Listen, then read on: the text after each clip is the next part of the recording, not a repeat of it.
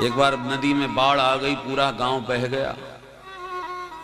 ये व्यक्ति एक वृक्ष पर चढ़ गया, चारों तरफ पानी से घिर गया। मंदिर के पास ही वृक्ष था। आस्तिक व्यक्ति था, भगवान को मानता भी था। फिर सोचा कि जब मैं भगवान का पुजारी हूं, भगवान की सेवा करता हूं, तो मैं क्यों डरूं? भगवान मेरी रक्षा नहीं करेंगे? इतने दिन से पूजा करी है मैंने भगवान की। सो भगवान के मंदिर में भगवान के चरण पकड़ के बैठ गया। मैं कहीं नहीं जाऊंगा, ना भगूंगा, ना चिल्लाऊंगा, ना घबराऊंगा। भगवान निश्चित मेरी रक्षा करेंगे। पूरा गांव भाग गया। हेलीकॉप्टर से कुछ लोग घूम रहे थे कि कोई रह तो नहीं, कोई कहीं फंसा हो तो निकाल ले। तो हेलीकॉप्टर से कुछ लोग जो निरीक्षण कर रहे थे, उनकी दृष्टि गई, अरे ये एक आदमी फंसा हुआ है मंदिर में। अरे भाई आओ आओ, जल्दी आओ, जल्दी आओ। बोले नहीं नहीं, हम कहीं नहीं आते, हमारे ठाकुर जी हमारी रक्षा करेंगे।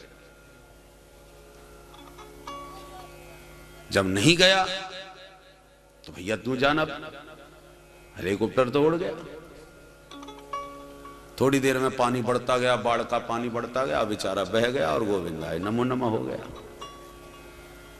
मर के गया तो उसने शिकायत करी भगवान से कि मैं तो तुम्हारे ऊपर इतना विश्वास किए बैठा था मंदिर में, फिर भी मुझे मार डाला तुमने, मेरी रक्षा क्यों नहीं करी? भगवान बोले हम अपना विमान लेके आए तो थे तेरे को बचाने के लिए, पर तुम आए नहीं हमारे पास। बोलो राधे राधे राधे। तो आवश्यक नहीं भगवान विमान लेके या बंसी बजाने वाले और मुरलीधर या धनुर्धर बन करके ही आएंगे। न जाने कहीं भेष में नारायण मिल जाएं। भगवान अनेक रूप आए हैं, किसी भी रूप में कभी भी कहीं भी आ सकते हैं। आप ये ना समझिए कि भगवान ऐसे ही बन के आएंगे। इसलिए शास्त्र के सूत्रों को ठीक से समझना चाहिए। औषधालय में जितनी भी दवाइयां हैं सब रोगों को ठीक करने के लिए ही हैं, पर कौन सी दवा से कौन सी बीमारी ठीक होगी ये वैद्य लोग जानते हैं।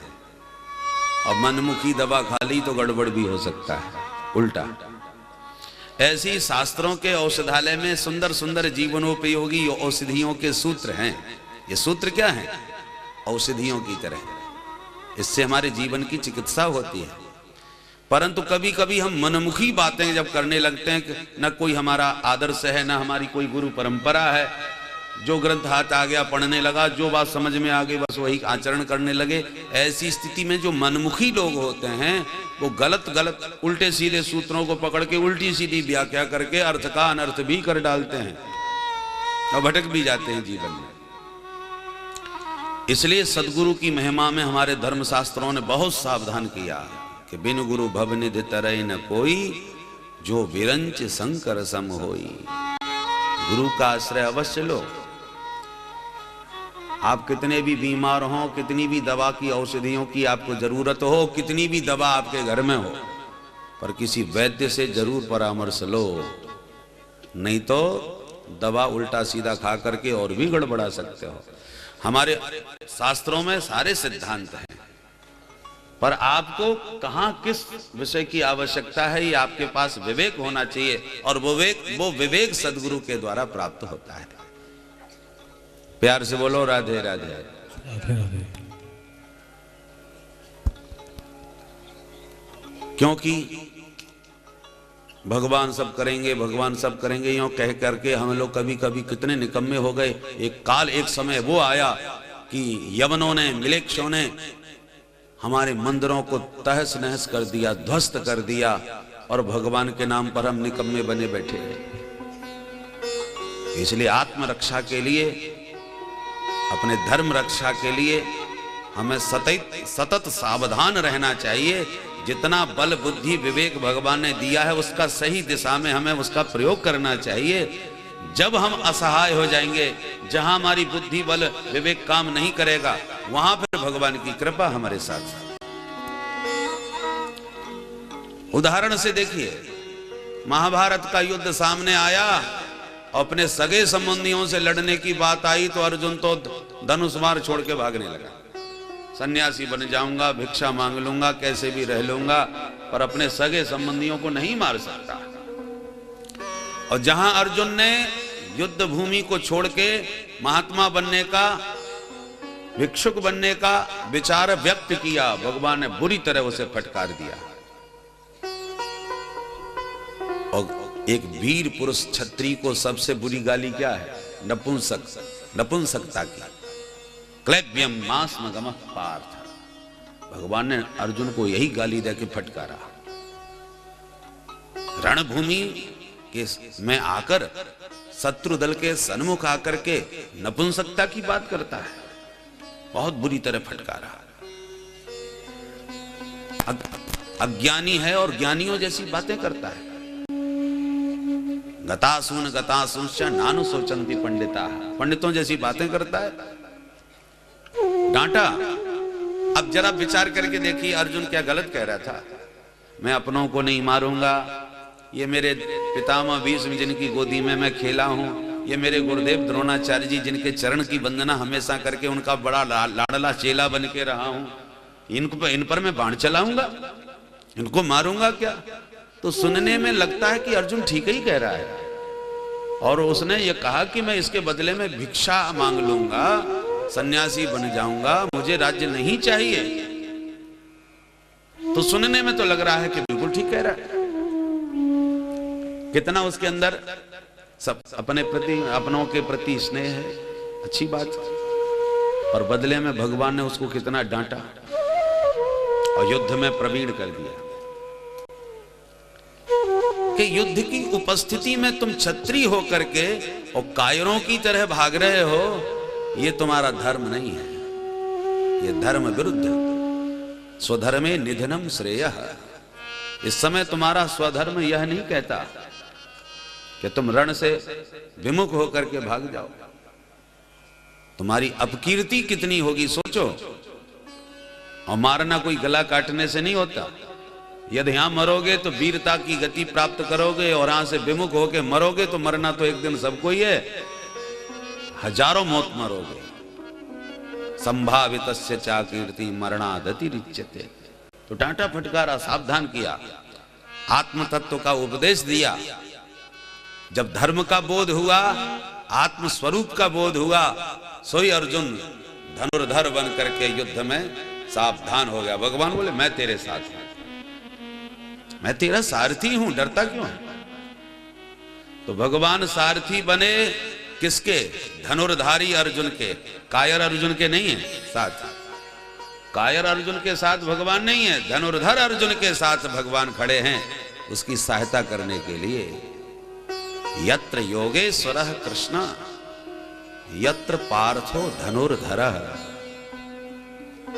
भगवान कब हम जीवों के साथ में हैं? जब हम स्वयं आत्म कल्याण के लिए अपने धर्म पथ पर अग्रसर रहें। तो जब हम स्वयं अपने आत्म कल्याण के लिए अभिमुख होकर के आगे बढ़ेंगे तो भगवान जैसे अर्जुन के सारथी बन के उनका साथ दिए, ऐसे हमारे जीवन पथ में बार बार प्रभु हमारी सहायता करेंगे। और श्री कृष्ण की कृपा में जब जीव अपने जीवन में अग्रसर होता है तो तत्र श्री विजयोर भूतिर ध्रुवा नीतिर मतिर मम। यत्र योगेश्वरः कृष्णः यत्र पार्थो धनुर्धरः। जीव कर्तव्य परायण हो और गोविंद की कृपा का आश्रय लेकर के बैठा हो तो श्री विभूति विजय सब उसके चरणों की वंदना करते हैं। विभूति विजय श्री सब कब मिलेगी? जब गोविंद की कृपा और आपका पुरुषार्थ पूरा रहेगा साथ। भगवान कृपा करें और तुम पुरुषार्थहीन निकम्मे बन के बैठ जाओ तो कुछ हाथ नहीं लगेगा।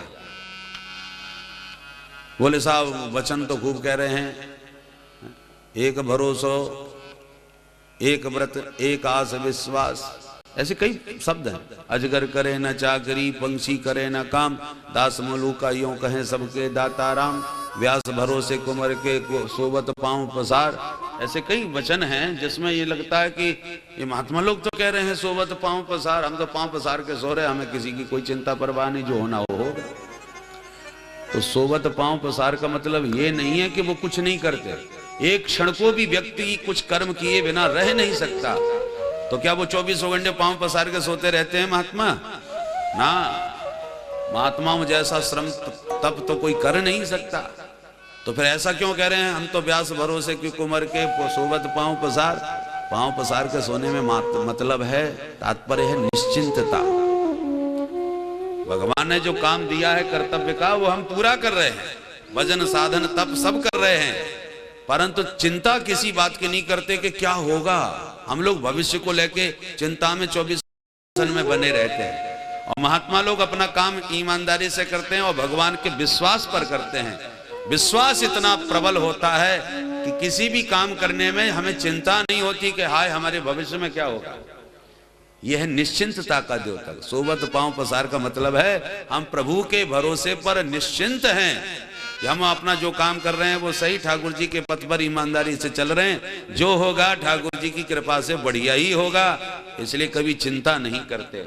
और जिनको चिंता होती है वो सो ही नहीं सकते, और जो निश्चिंत होते हैं वही पांव पसार के सोते हैं। निश्चिंत व्यक्ति को ही ठीक से नींद आती है। तो भगवान के विश्वास पर भक्त निश्चिंत रहते हैं। सोबत पांव पसार से तात्पर्य है, ऐसा मतलब थोड़ी है कि वो सोते ही रहेंगे, कुछ करते ही नहीं, सब कुछ करते हैं। अष्टयाम सेवा में एक भक्त कितना पूरा समय भगवत सेवा में समर्पित रहता है, क्या नहीं करता, सब काम करते हैं, पर निश्चिंत होकर के करते हैं। हम संसारी लोग चिंता में डूब के करते हैं, भाई कर तो रहे हैं, अब देखें क्या होगा कैसे होगा। ये निश्चिंतता नहीं है।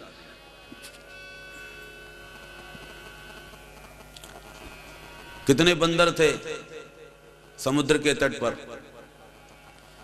सभी से पूछा कौन जाएगा लंका में, तो सभी ने बल बखान किया, परंतु पूरी बात किसी ने नहीं। कोई कह रहा कि मैं इतने योजन दूर जा सकता हूँ, बोला कि मैं इतना जा सकता हूँ। कोई कहता मैं समुद्र तो पूरा लांग जाऊंगा पर लौटने की गारंटी नहीं। कोई एकदम पूरे आत्मबल से नहीं बोल रहा ऐसा कर सकता हूं वैसा कर सकता हूं। हनुमान जी से कहा तो हनुमान जी बोले मैं अभी जाता हूं, माने वो प्रसंग तो आप सब जानते ही हैं। हनुमान जी ने जब अपना बल बखान किया और कहा अब मैं चलता हूं और निश्चित रूप से काम करके लौटूंगा, आप लोग यहीं खड़े रहना, चले मत जाना। बोले जब आप ही को सब काम करना है, हम तो समुद्र के इस किनारे, हम तो कुछ करने के मतलब के रहे नहीं, तो हम बैठे बैठे क्या करेंगे। और कोई होता तो वो यही कहता कि तुम लोग अपने घर जाओ, हम काम निपटा करके आ जाएंगे। क्योंकि हर व्यक्ति चाहता है कि यदि मैं अकेला ही काम कर रहा हूं तो पूरा श्रेय मुझको ही मिलना चाहिए, और पूरा काम मैं करके आऊं फिर पूरी भीड़ के साथ लौट के जाएंगे तो श्रेय तो सबको मिलेगा कि ये मंडल गया था पूरा सा। और यदि ये सब चले जाएं और मैं अकेला काम करके आऊं तो पूरा पूरा श्रेय सिर्फ मुझे मिलेगा। मानसिकता यही होती है। और हनुमान जी की मानसिकता को देखिए कि आप लोग सब यहीं समुद्र तट पर रहिएगा, कंदमूल फल खा करके अपना समय बिताइएगा, और मैं काम करके अभी लौटूंगा, तब हम लोग साथ में चलेंगे। श्रेय हनुमान जी सबको देना चाहते हैं कि मुझे अकेले को श्रेय न मिले, काम भले ही मैं अकेला करूं परंतु श्रेय सबको मिले। ये मानसिकता हनुमान जी की, इसलिए सबको कहा रुकने को कहा। दूसरी बात देखिए, सभी वानर असमर्थ हैं, समर्थ सिर्फ हनुमंत लाल जी हैं जो कार्य करने के लिए जा रहे हैं। पर समर्थ हनुमान जी असमर्थ वानरों को प्रणाम करके जा रहे हैं। भैया आप लोगों को प्रणाम है, आशीर्वाद दो कि मैं पूर्ण रूपेण सफल होऊंगा, ये तो पक्का विश्वास है। यह कहे नाय सबन कहू माथा, चले हरस ही धर रघुनाथा। हनुमान जी सबको माथा नवा के प्रणाम करते हैं और हर्षित होकर के जा रहे हैं। किसी ने कहा कि कोई गारंटी है तुम लौट के ही आओगे? तुम कह रहे हो कि रहना यहां पर, हमारी प्रतीक्षा करना लौटने की, तो क्या गारंटी है कि तुम लौट के आओगे? हनुमान जी कहते हैं काम पक्का होगा, फतेह होगी। बोले कैसे विश्वास है तुम्हें? बोले होए काज मोए हर्ष विशेखी, मेरे भीतर विशेष हर्ष उल्लास है, मेरा आत्मविश्वास कह रहा है होए काज, निश्चित रूप से कार्य होगा, क्योंकि मेरा उत्साह परिपूर्ण है। यह है आत्मबल, निश्चित काम होगा। अब काम करने से पहले ही मुंह लटकाए बैठा है कि हाँ करेंगे तो सही, अब देखें होगा कि नहीं होगा, कि कितना होगा, वो भगवान जाने। तो इसका मतलब तुम्हारे अंदर पहले ही आत्मविश्वास नहीं है, पहले ही तुम मुंह लटकाए रहे हो, तो काम क्या खा करोगे? तो इसलिए अपना कर्तव्य और अपना विश्वास पक्का रखो, फिर उसमें यदि कोई कमी आती है तो प्रभु कृपा करेंगे। तो हनुमान जी का पूरा आत्मविश्वास के साथ कार्य हुआ, तो राम जी ने पग पग पर हमेशा उनका साथ भी दिया। इसलिए इन दोनों 2 अंगुल कमी पड़ रही है, इस 2 अंगुल कमी पर हम अपने जीवन में बार बार विचार करें, हमारे जीवन की ये 2 अंगुल की कमी क्या है कि हम परम पराक्रमी पुरुषार्थी बने, कर्तव्य से कभी विमुख होके न भगें। और जब हम ईमानदारी से अपने कर्तव्य का पालन करेंगे तो कदाचित कोई कमी पड़ी पुरुषार्थ में या कहीं भी कार्य में, तो ठाकुर जी की कृपा सदा हमारे साथ रहेगी। भगवान कृपा और भगवान सहायता भी उसी की करते हैं जो सचमुच कार्य में प्रवीण होते हैं। कर्तव्य विमुख से भगवान भी साथ नहीं देते उसका। अर्जुन कर्तव्य परायण हुए तो भगवान भी पूरा साथ उनका निभाए।